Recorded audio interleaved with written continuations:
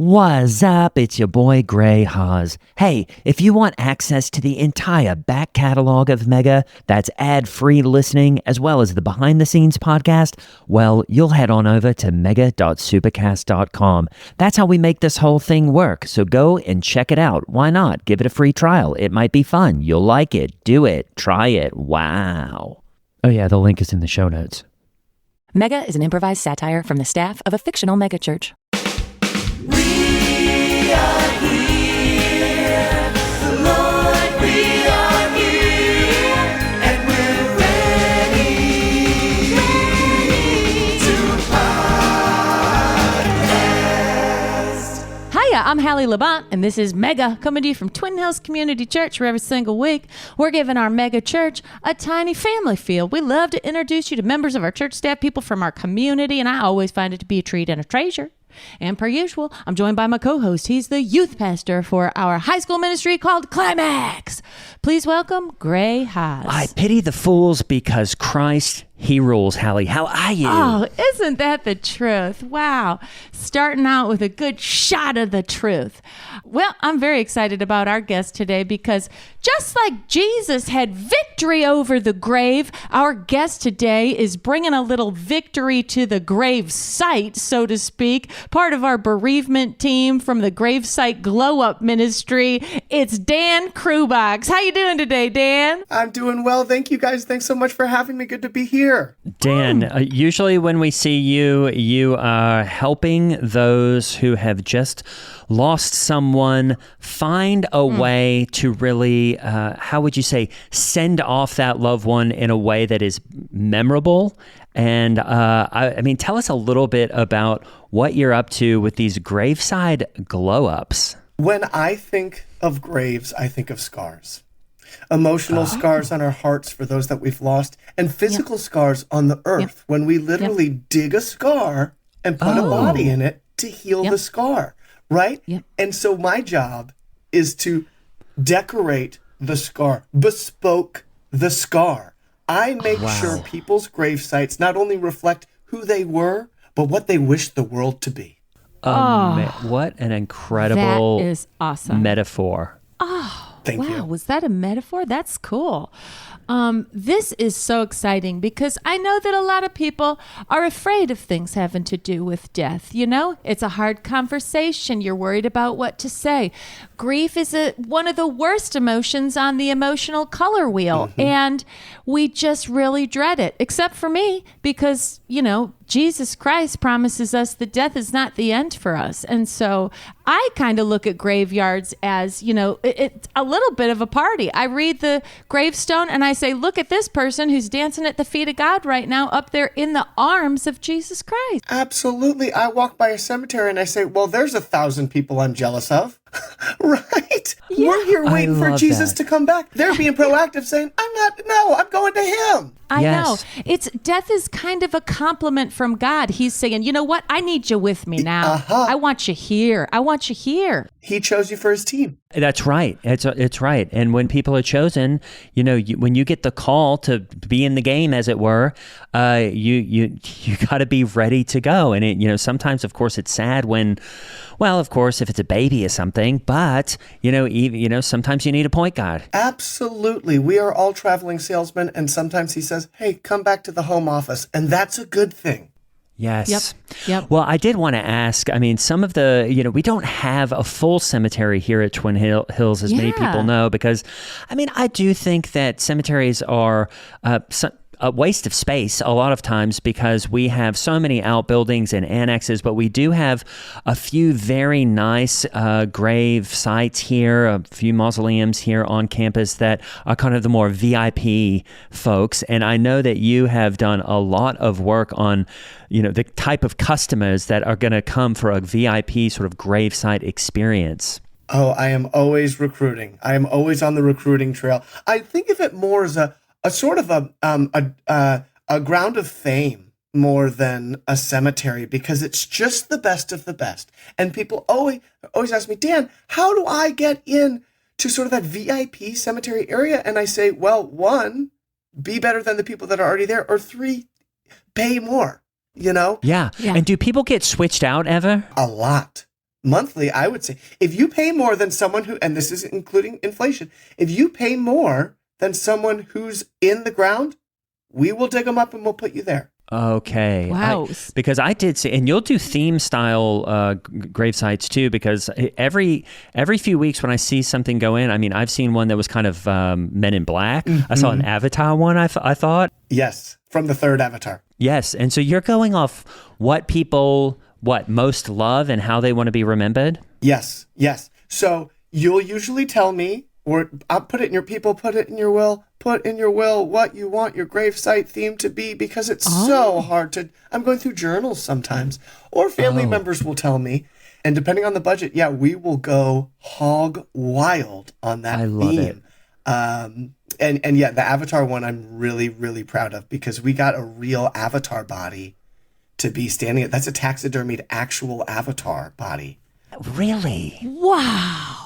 And is it sometimes a fight between the families and what ends up as the thing? Oh, yes. Yes, because oftentimes let's say a family man has died. His wife will want to make it maybe wife themed because he loved her. But then the kids will say, well, hold on. Shouldn't it be son themed? Shouldn't it be daughter themed because he loved me so much? And that's usually a time when I'll say, did he like sports? Right. Let's make it sports themed. Well, Dan, speaking of going through their journals to search for what their wishes might be, you ever coming across some info in those journal entries that surprises you? Yes. I've come across 3 different people who in their journals actually thought they were Jesus who'd come back. Really? Oh. And that was their kind of big secret. They're like, I can't tell anyone. I think I'm him, but I can't tell anyone. And I mean, you could probably use that as a theme. Well, I could, but I don't want to do anything that would offend the body. I don't want anybody looking down because they're watching me. I have so many managers. I have so many managers up there in heaven watching down on me, making sure I do what they wish. Yeah. So I don't want to do anything perpendicular to what their requests are. I've also had a lot of people who were spies. Really? Like for the government? CIA? Some for the government, some for companies, some did it recreationally. Really? Oh. And they just write that. You would think that they would never write it down, but I guess you have to tell someone. You have to tell someone, otherwise you're going to die sooner. Yeah. That's true. It's a comorbidity. Now, for those listeners who can't picture what a gravesite glow up is like, why don't you tell us, maybe what your average one is, and also maybe what your fanciest you've ever done? Okay, so a gravesite glow up is essentially, think of a grave and now think of it the way that you thought it would never be allowed to be. That's what I do. It's like a birthday party. It's themes. It's excuse me. Excuse me. Excuse me. I okay? am, yeah. Oh. I have had this horrible bloody mouth recently. Oh, really? What is that? It There's a little looks bit like of blood. I don't know. I don't know if it's like pink eye for the mouth or what, but I've just had such a bloody mouth recently, and it just comes up, and I swallow it, but sometimes I can't swallow fast. Yeah. Have you had that looked at? No.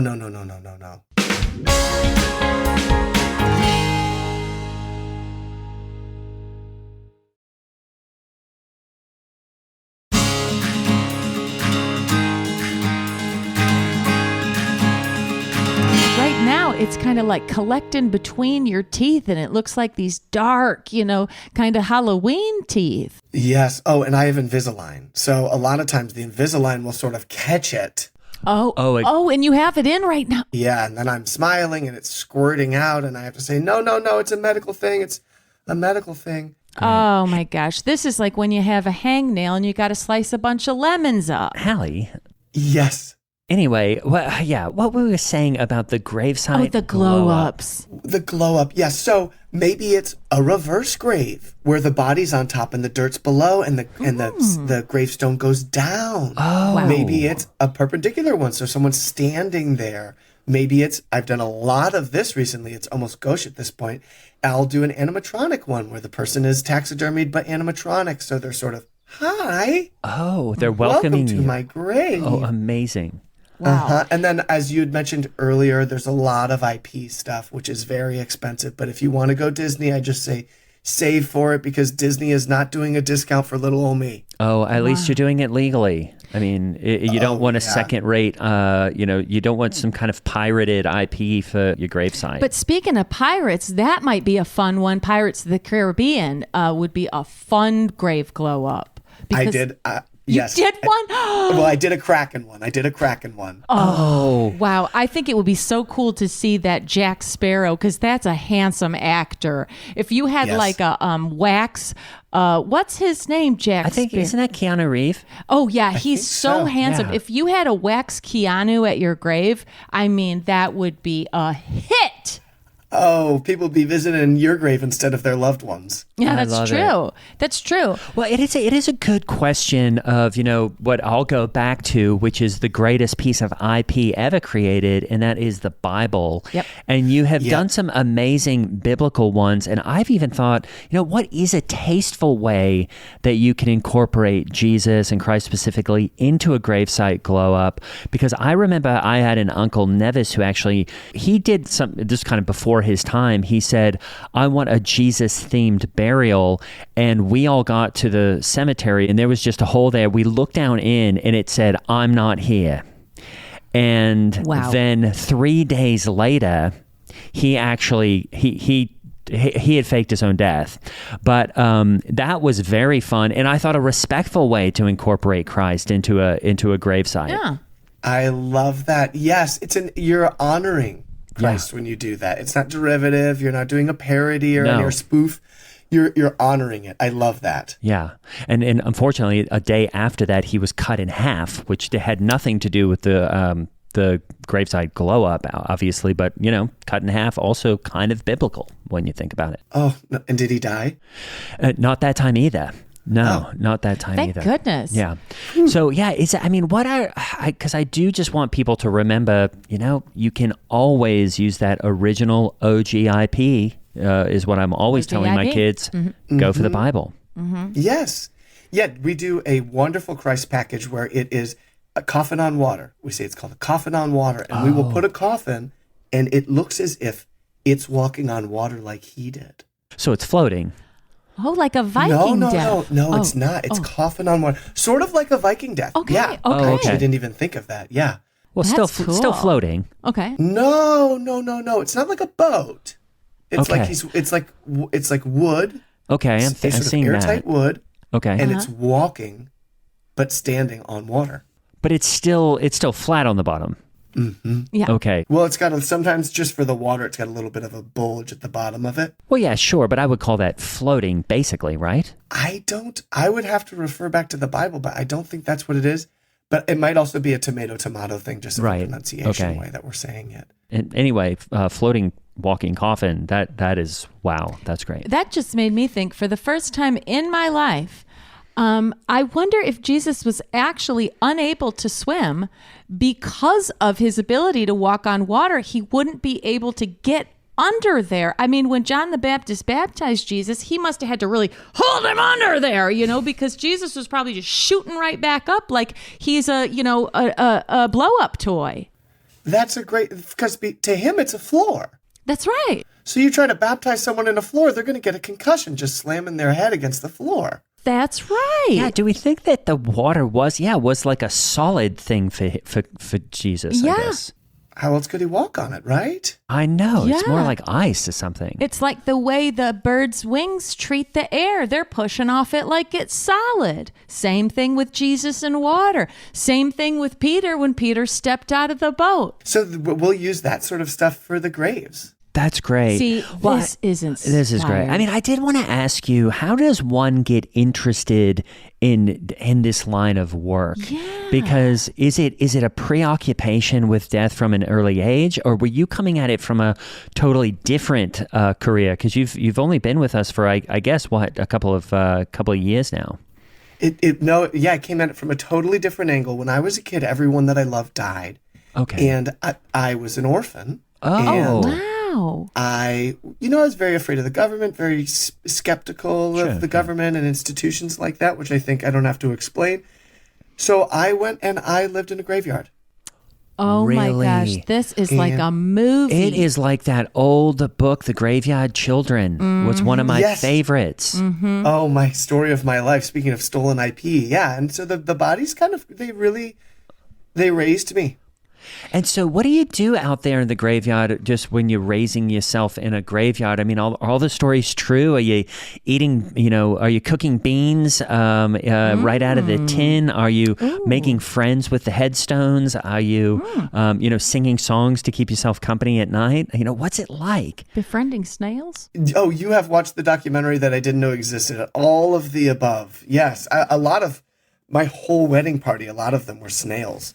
But yeah, so I lived there and I'm reading epitaphs to sort of understand how the world works. And then when families would visit, I'd wait for them to go. I'd eat the flowers. That was all I ate. I didn't eat anything but flowers from age 3 until age 30 when I was finally grown up. And Vegetarian? yeah, I still go back there now, and it's home to me. It's no longer there. They made a development over it. Oh, I didn't know they could do that. Oh, wow. Yeah, I didn't either, but I think it was an unsanctioned cemetery. It was more of just a place to dump bodies, but it's home for me, and it always will be. As an orphan, are you a big fan of Hard Knock Life? I mean, is that song real true to life? Yes. Yeah, it is true to life, Really? and it's so catchy. And it's one of the first things that I heard when I was like, okay, maybe I am happy with the hand that was dealt to me. It also got me into musicals, which I'm obsessed with now. Oh, really? Oh, I'm addicted to musicals. Yes. Oh, what are some of your cool. favorites? Yeah. Dear Evan Hansen. Oh, I've watched Dear Evan Hansen 100 times. Oh, I've never heard of it. no, I haven't either. Oh my gosh, it's incredible. But it's about a boy with a broken arm who's a liar. And there's beautiful songs and stuff. There's this man named Ben Platt who's in it, Okay. who I've met several times. Really? He wrote it. And Annie, that song got me to Dear Evan Hansen, which sort of made me who I am today. So I'm really grateful for that song in musicals. How'd you meet your wife? We both met in court. Oh, he moves Yeah. in mysterious ways. Isn't that amazing? Doesn't he? so good? Was she going to court against you, or Is she an attorney, a Works judge, there. a Oh, she works yeah, there. So I was being sued by Ben Platt for being around him too much. okay? And she was the judge. Oh, she's a judge. Nice Wow. one, Dan. Yes. Nice one. Yeah, so I work for fun, not because I have to. That is incredible. Wow, I'm picturing you practically married to Amy Comey Barrett, and she Yes. is awesome. Oh my gosh. Yes, she's the exact same height as Amy Coney Barrett. Is she? Yeah, 6'2". And how does she look in a distinguished judge robe? She's the height of Amy Coney Barrett with the gravitas of a Kavanaugh and sort of the body of what's the one that died with a pillow in Texas? Oh, Alito? Yes. And the character maybe of Clarence Thomas with a history on the court. Oh, get 2 drinks in her and she's a Clarence Thomas. Yes. Oh, I love that. Wow. Doesn't talk much. Doesn't talk much, but doesn't need to, because you look at her face and you say, "I'm in trouble." Or, Yeah. I can talk at dinner tonight because she's happy. Oh, Yeah. and you know what? I'm putting it together. Is your wife Judge Becky that has the program on TV? Yes. What? Really? You watch? Yeah. How could you not? If you're in the greater Indianapolis area, you Yeah, gotta she's check awesome. out Judge Becky. I mean, I guess she does. She does come on local, but she also has an amazing YouTube channel. Yes. And- Becky goes off. Becky goes off. And she goes off. She really goes off. Oh yeah, she's got that hockey stick behind the bench that she'll bring out. Yeah. She's the only judge that throws stuff, and I think you have to differentiate. You have to if have a you're gonna make a signature. name for yourself. Exactly. Yeah, you need a shtick, and she has one.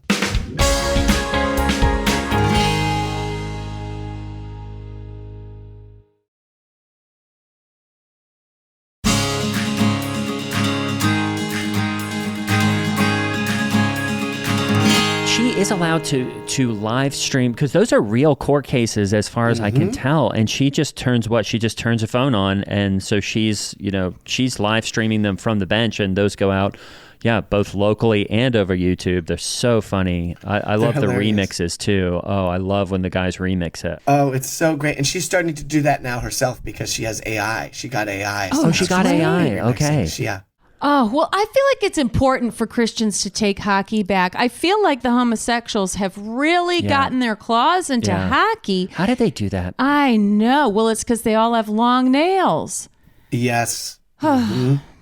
Who does? I think a lot of these fellas are getting their manicures done Oh, now. I thought you meant hockey players. Well, it's now the same. All hockey players are gay. Well, have you ever thought about your own glow up and what you're going to do for your own glow up? Because I do. Now you've got me thinking, and even though obviously I'm young, I'm not thinking about having a funeral anytime soon, but I definitely am kind of kicking some ideas around in the back of my head. Have you ever thought about what you're going to do for your glow up? Yes, April Fool's Day. Oh, It's my favorite holiday. It's my Christmas other than Christmas, and I want an April Fool's Day themed grave site that you don't know what's going to happen, but you know you're going to leave humiliated. Amazing. That is very, very fun. And I'm sure dear Evan Hansen will probably make an appearance. Oh, for sure there will be a tree that someone is going to fall out of. Is that how he broke his arm? Spoiler. Oh my goodness, please. Yeah. If you're going to spoil a musical, please tell us, because, on here, we've got a lot of people who listen to musicals that listen to this podcast. That's okay. Sorry. I'm really sorry about that. No it worries. doesn't sound like the name of a musical. You expect a musical to be named Les Mis or Phantom, And that's what I love about it, is that it took, because to me, I always thought musicals have to have the musical after it. Hamilton, the musical. Book of Mormon, the evil musical. But and this one didn't, and I thought, oh, that's fresh. Okay. That's cool. I was in a musical last year. It went very well, and we got into some IP trouble because we were doing Cats, and unbeknownst to me, they never got the licensing or the book or anything, so we had to change Cats into Men. And ended up just being that we were men in cat Dressed suits, as cats. but we just replaced the word cat or cats with men. So it was Skimbleshanks, the Railway Man. We're going to the Jellicle Ball as men. Dressed as cats. Right. The Rum Tum Tugger, he's a man. And so it ended up taking a bit of the shine off of it when, because people got confused going, wait, are they men? And we had to say, yeah, of course they're men. And then they're going, well, why are they men in cat suits? Which is, sometimes tough to explain. Oh, no, so hard to explain. Yeah. Oh, that's got to use up a whole act just to be like, oh, here's the backstory, here's the exposition. Well, and luckily the thing with men, aka cats, is it doesn't make sense anyway. So the good thing about that is at least we, could just go forward with the plot as is, because basically if you watch it, it's a fever dream, and that's okay. That for some reason is okay. I got sort of like talked into doing it just because I can sing, dance, and play bass. But I feel like musicals are in that kind of a rut where none of them really mean. I mean, speaking of Hamilton, I don't think that's actually about that much, because it's about rapping fast, I think. Yep. Oh, it's about like, let's see how creative one man could get. Yeah. So the whole thing is just like, oh yeah, what's the most creative, weird choice we can make here? And that's what they do. See, I've always thought it would be fun to do like a Hamilton style sermon, because a lot of my, and where I get up and, maybe Hamilton, the Hamilton in the sermon is Jesus, and I'm going, I'm not giving away my shot, and I'm doing the whole thing where I'm going through all the Jesus stories, Awesome. I love that. I do worry that Hamilton isn't in the zeitgeist enough yet. Like, it's still a little too soon. Oh, yeah. Because it's so fresh that maybe be. people don't know what Hamilton is quite yet. That's been a problem where I'll do something so far ahead of its time that then I'll have teens come back years later and say, thank you. I saw what you did there. But at the time I was, too, I was basically, too hopped up on my own hormones and whatever the teens are up to these days that I couldn't even see it. So yeah, every few years I kind of try to work Hamilton back in, but yeah, they're still not quite clicking. Well, I think more people will learn about it in the coming years and stuff, but right now it's just still such a if you know type thing. Now, Dan, what do you say to people who think, oh, gravesite glow-ups are just a money grab. What do you say to those people who think you're just, trying to capitalize off of a family's bereavement? I can picture the person who is asking that Yep, question. yep. And I'll say this to you right now, and I don't mean this in any sort of judgmental way at all, but they're not dressed nicely. You know what? And they probably can't afford to dress nicely. I bet you're right. Interesting. And I don't say that in a judgment way. not. Everybody just has different amounts of money. That's not Yeah. here nor there. I will say, is it a cash grab for the grocery store to sell food? Great point. Oh, Is it a cash grab for the gas store to sell gas for your car? yeah, and I call it a gas station. You do? Oh, I like that. Yeah, so if not them, then no me, is what I will say, because it's just as essential. This is your last mark on earth. Yeah. You've had so many conversations, you've done so much work, you've done shows, you've done sports, everything to try to make your mark, to try to establish a legacy, and yet here is the final song. And you say, I don't need it, it's a cash grab. Oh, I wish you'd died sooner. Complimentary. Oh, and sorry, you got just a bit of, I think the... A little blood just... Yeah, I think. Oh, it's coming faster. And I feel like it almost feels like it's coming, like I'm drinking it into my mouth, but I know it's coming from my body. Oh, where is it coming from? Up or down? I think both. I think maybe it's swashing back and forth like a rain stick that you would turn upside down. Yeah, do you need some water? Yeah, there is a gurgle. I do, but we don't have any. Okay. I have. Do you want some of my Frappuccino? I don't know how that mixes with mouth blood, but Does that have caffeine? yeah. I can't.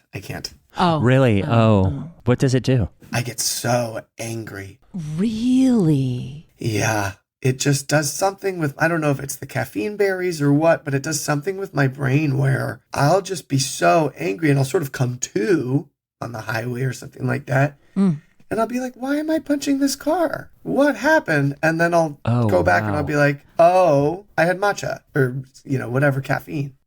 Yeah. Well, luckily, if, at least when you're in that situation, you go, well, at least I've got Judge Becky to, help me out here. Yeah. Yes. And I'm sure she's pro-life. And so she wants you staying alive. In fact, this is not that you asked, this is unsolicited, but I feel like the Holy Spirit is telling me right now to give you a word. And I feel like the Holy Spirit is telling me to tell you to stop at a Jewel Osco on the way home and pick yourself up maybe a ribeye, maybe a filet, that you need to eat some red meat tonight, because that's what puts blood back in you. Thank you. I could feel a grumble as you said that. I'm going to do that. Yeah, blood in, blood out. That makes sense. I'm Holly Laurent playing Hallie Levant, and that over there, that's Greg Hess playing Gray Haas. If you would like the Mega VIP treatment and listen ad-free, just go to mega.supercast.com. We would love it if you did. Become a member. Do it. It'll feel so good. Speaking of Supercast, it's a great time to join. There's a free trial, and that is the best way to make sure that Mega keeps going. You'll get your 4 to 6 episodes per month ad-free, including a behind-the-scenes podcast that we make. And really, it is the way we keep going. So please consider a Supercast membership. A very special thanks to our founding members. That's Bobby and Betty, Nana and T-Pop, Adrian O, Kristen A, and Anonymous. You know who you are. See you next time.